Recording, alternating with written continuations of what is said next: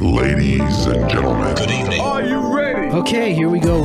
You're listening to the Deal Room Podcast. Join us as we bring you the inside scoop on business sales and acquisitions. Get across trends in the area and hear the industry's best recount their real-life tips, traps, and experiences. Now, here's your host, Joanna Oakey.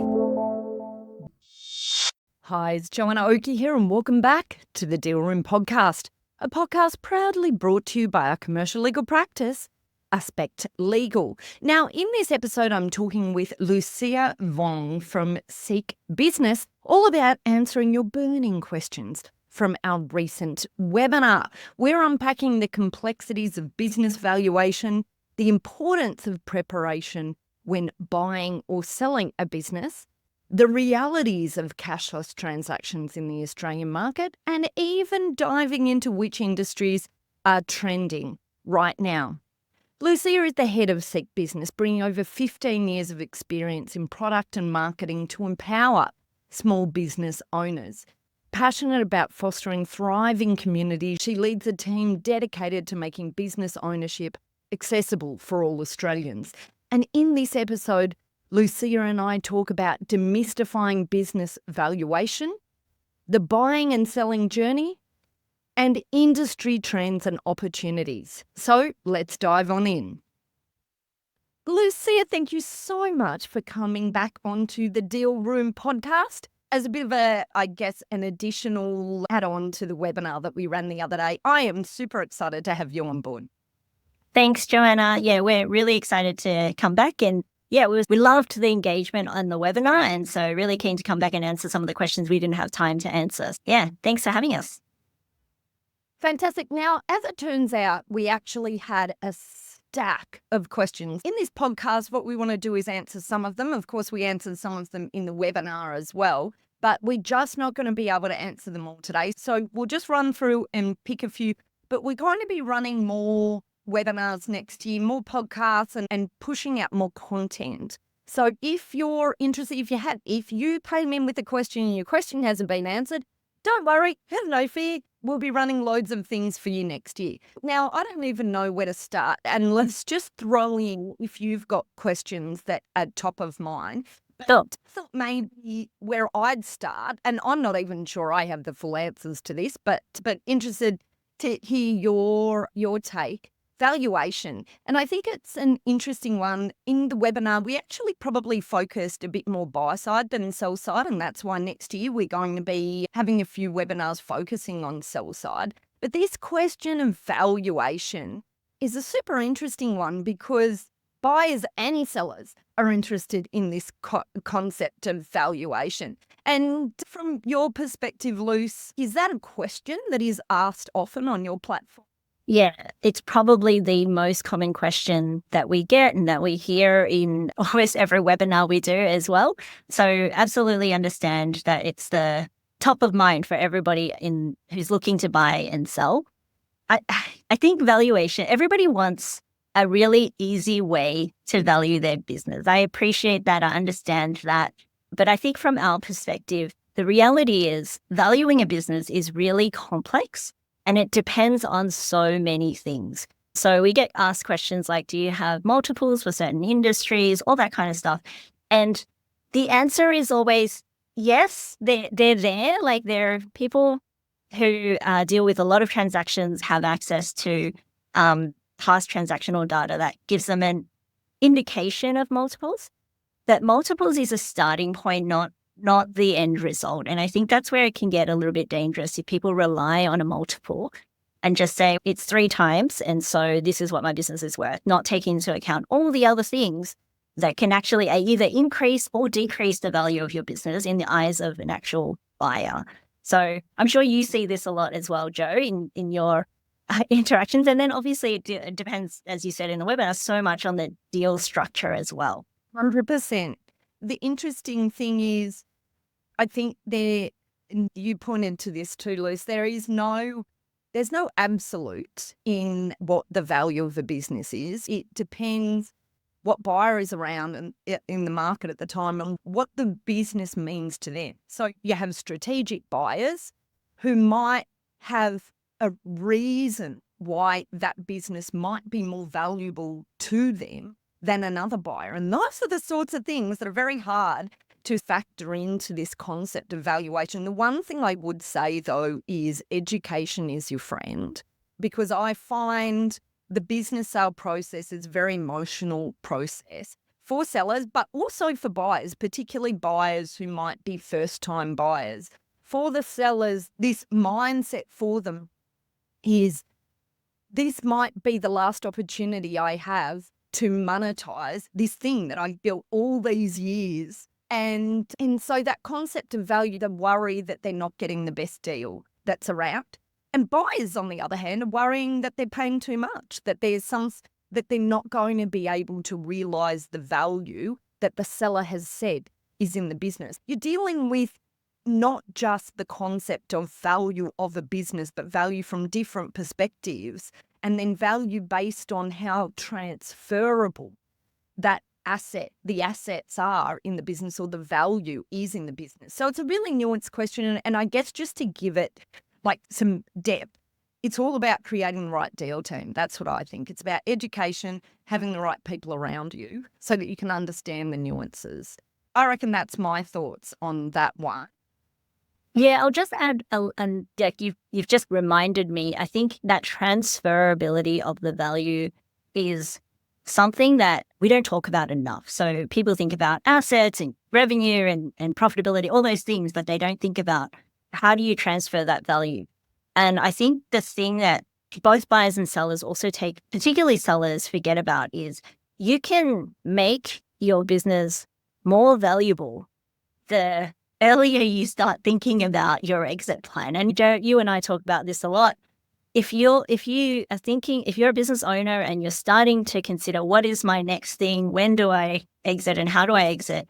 The earlier you can actually start to think about, how much value do I hold in this business, especially as the owner. Often you're the brand, often you're the expertise, like all these things that are actually valuable to the business, which makes it generate the profit that it's generating today, might leave when you leave the business, or the perception that it leaves when you leave the business is in the buyer's eye.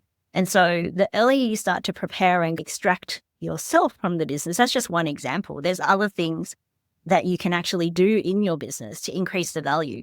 And so that's why value is it's not one number and done. It can take time to get to a valuation that you're happy with as a seller as well. If this is something you've put your blood, sweat, and tears behind, you might not want to sell it for what it's worth today, but you might be happy to sell it for what you can make it worth in 12 months' time. So I think those are other things to consider when you're thinking about valuation.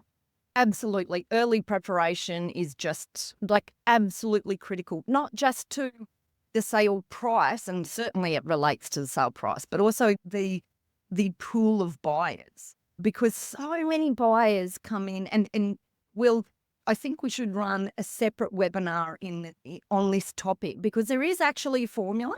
There is a formula for what businesses can do to make them more saleable and more valuable at sale. But I tell you, the classic is buyers who come to us and say, we're looking for a business that's run under management, a business where I don't have to step in and work on it on a day-to-day basis. And there is a way to create that. And you do that, you're suddenly opening yourself up to actually a lot of competition in the buyer pool there, because there's a lot of buyers who are looking for this. Yeah. We did a keyword article recently where we showed that's one of the most searched terms is under management or fully managed. Yeah. Right. Okay. I love it when data backs up when I say it's good. Okay. Yeah. Let's run something on that. I think that's a topic for the future, Lou. Definitely. Okay. All right. That rolls on actually to another question, that when purchasing a business, so this is purchasing, but I think this question could also relate to selling. Should I speak with an accountant, broker, or lawyer first? Or should I be jumping on the Seek website for information? That's an interesting one, isn't it? It is. Have any perspectives?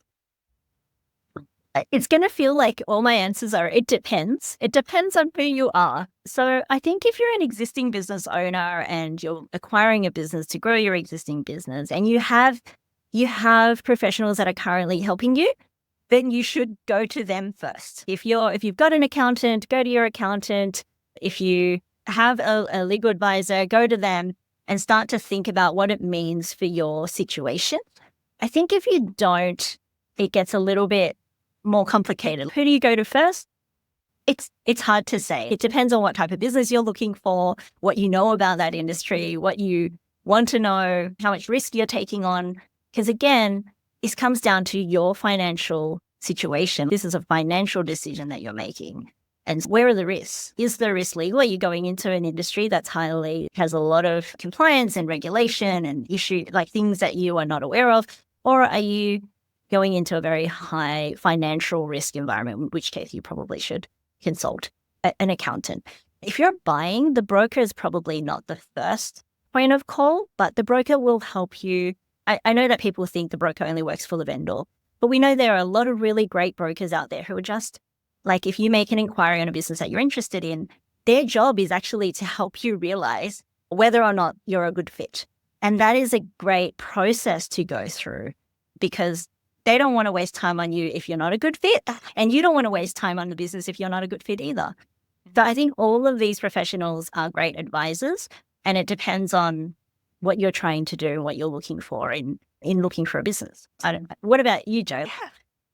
I think quite often buyers start with this idea, right? And then they just want to get straight into it and start looking and finding a business that's on the market. But to be honest, I feel those sorts of buyers can end up wasting a lot of their own time and the time the sellers, the brokers, the accountants, the lawyers, because we see transactions that fall over most often relate to buyers who are super early stage and have progressed into a transaction before completely understanding what they're looking for and why. So I think it is about making sure you're engaging whoever that deal team is to help you understand why you're buying, what you're looking for, how to evaluate what you're looking for when you find it. And I think that just gives a lot more strength to the base of a buyer as they embark. And actually, it's an interesting point for sellers as well. Good to get to know the people who are sitting as part of your buyer pool. If you've got buyers there that are early stage, haven't got finance in place, don't seem to have a clear strategy, I think you have to understand that is likely to be a buyer that may not progress in this transaction.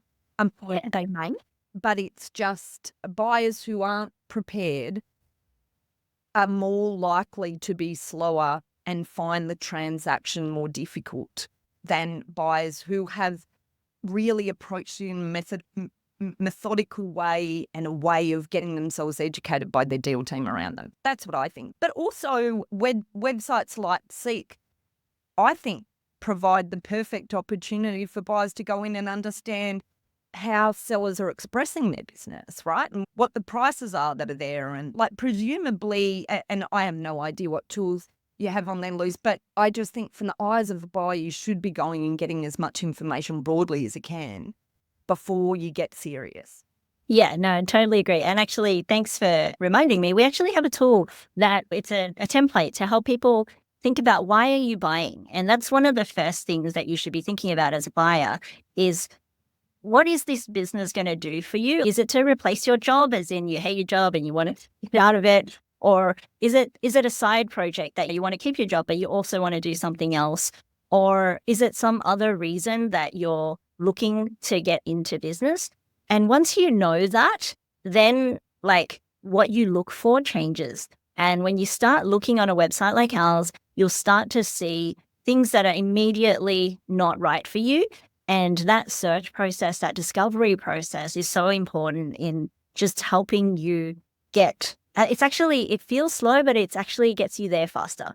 I think brokers probably won't like me saying this, but I think you should make inquiries on multiple businesses once you start to know what you're looking for, because that is actually what helps you as well understand because once someone starts to tell you probably about a business, you're like, oh, that doesn't feel great, and you assess for yourself, why didn't I like that?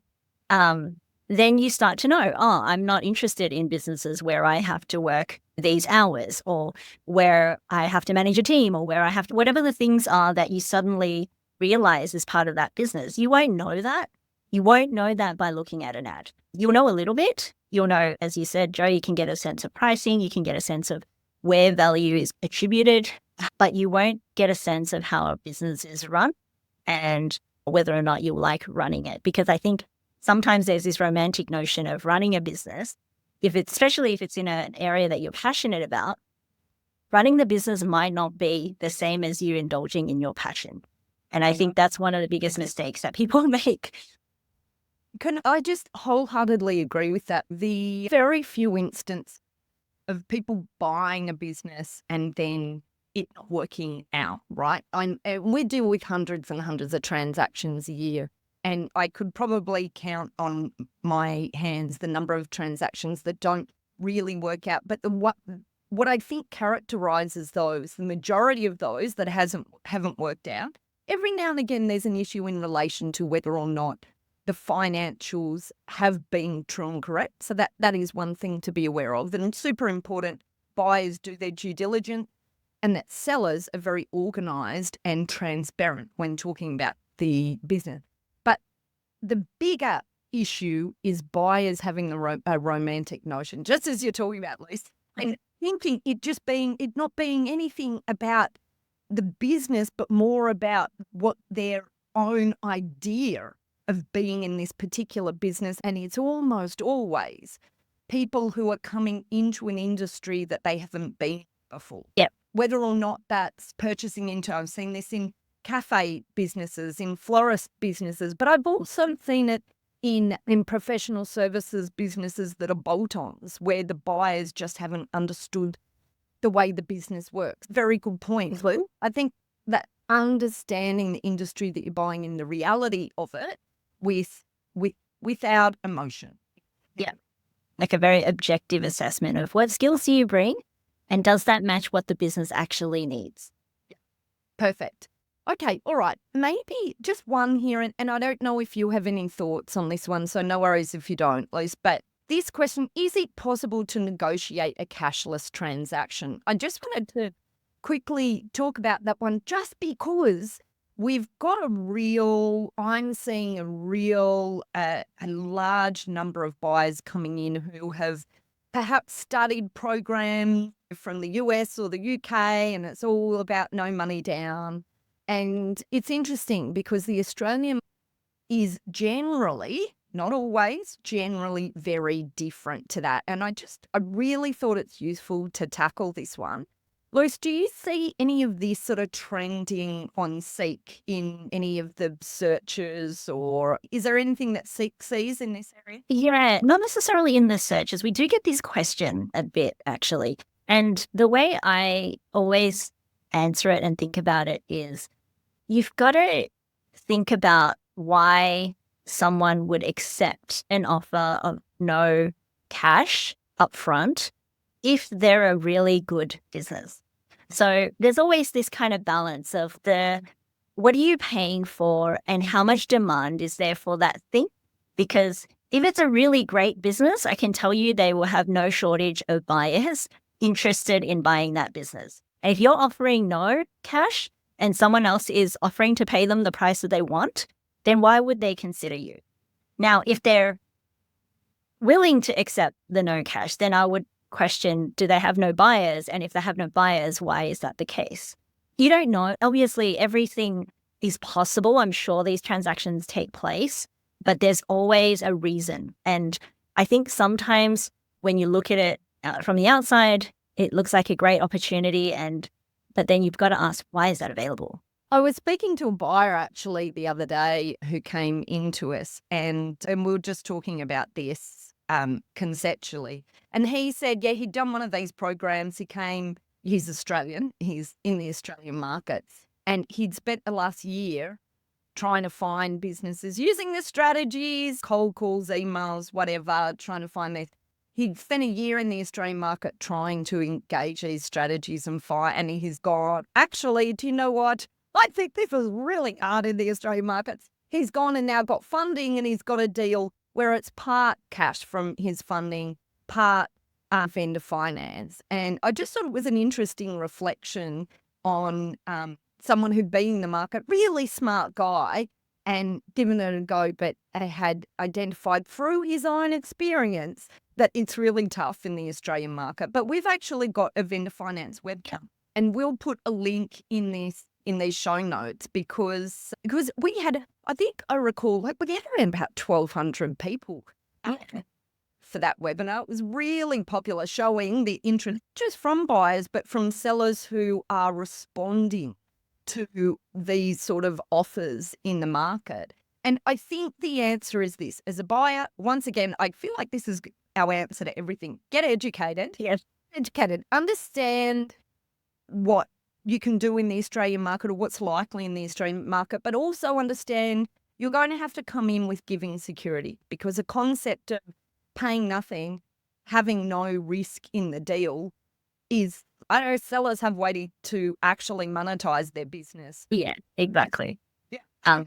Not that you can't, but you just gotta It's hard work. Like, you got to find that perfect vendor. And yeah, if you can figure out how to do that, great. Good for you. can actually probably make a lot of money here in the Australian market with your own webinar. Exactly. Yeah. Down. But anyway, I don't think anyone's fully cracked it here yet, but love to hear if anyone's got me into that. Okay, we're almost out of time. Is there one last question you think we should be answering here, Luce? That is a good question. I think there was one about what industries are like performing really right now. And I think that's really interesting because, like, immediately after the lockdowns and the pandemic, we definitely saw increase in industries that were obviously doing well in the market. So things like gyms and fitness and adventure kind of businesses where people got to go out and do stuff, and even probably accommodation spiked a little bit because everyone wanted to go on holidays as soon as we could. But then that kind of stabilized and returned to a normal level after a while. And I think that the takeaway that we have is it's hard to predict the market. Nobody knew that COVID was going to happen. And then because of COVID, all these things grew. And if you picked up on it early on in the trend, good for you. But like, to time a business purchase exactly when this trend of industries is growing is really hard. And so we were like, my view is a good business is going to do well in any market. And if anything, a good business should be able to ride an economic challenge. There are obviously very specific industry-specific kind of constraints, like, for example, COVID and all cafes had to close. But how likely is that to happen? Like, many times, that's unpredictable. You can't really plan for that. But there is a great website, which I only found out about recently. It's a government website, which we can maybe put in the show notes, that shows benchmarks for industries and their performance. And of course, the ATO uses this to make sure that if you're putting in your activity and your tax, that you're within the benchmarks. But you can use it to see, for a business that you're looking at, is it roughly, within the industry benchmarks? And I think that's a helpful starting point for assessing, like, whether an industry is growing or not, or assessing a specific business relative to the rest of the market. What a fantastic, I'm looking at this link now, what a fantastic walk. I haven't seen that one either. Anyway, we will put it in the show notes for you. So if you are listening at the moment but don't have your notes in front of you or whatever, running along the beach, don't forget to go back, click the show notes, and we'll put that link there that Lucia is provided from the ATO. Super interesting. Love it. Really good. Okay, look, I think that's all we have time for today. There were a whole heap of questions that we didn't get to answer. We are committed to next year, 2025. In fact, maybe this will release in 2025. Oh, anyway, we're committed to, in 2025, providing the answers to this question. So we've got a whole heap of webinars coming up and other content and other information that's coming out to you, our listener. If you're interested in finding out more about this, obviously you've got the vendor finance webinar that we've already run and you can still catch the recording for, and a whole heap of other content on the SEEK website and on Aspect Legal's website. Lucia, can I just say a huge thank you for coming on to the show today? Thanks, Joe. Great to be here. And thanks to all your listeners for asking such great questions. And is there any, I guess, just one last question before we go? What's the pathway? I should know this before I ask. What's the pathway for any listeners? Can they register on your website for updates in certain areas, or how does it all work? Yeah, absolutely. We have a sign up on every page of the Seek Business website. So you can just go to Seek Business, probably scroll down to the bottom. If you sign up to our newsletter, we send useful links and articles, things that we've talked about today. So to help buyers and sellers on their business journey. And when you register, you can actually tell us if you're a buyer or seller as well. Thanks for the plug, Joe. No, my absolute pleasure. Wonderful. Look, thanks so much for coming along, and thanks to our listeners, and we'll see you later in 2025 with lots more of this content to come. That's it. Thanks. Okay, bye. Well, that's it for this episode of the Deal Room podcast.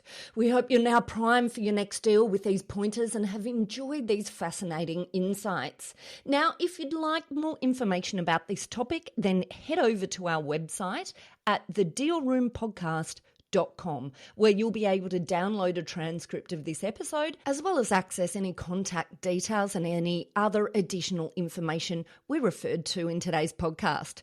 Now, if you'd like to get in contact with our guests today and the services they offer, you can go ahead and check out our show notes for a link right through to them and their details. You can also book in directly with our legal eagles at Aspect Legal if you'd like to soundboard your next steps, discuss a legal question, or find out more how we can assist, whether that's with buying or selling a business, or perhaps somewhere in between. Now, don't forget to subscribe to the Deal Room podcast on your favourite podcast player to get notifications whenever a new episode is out.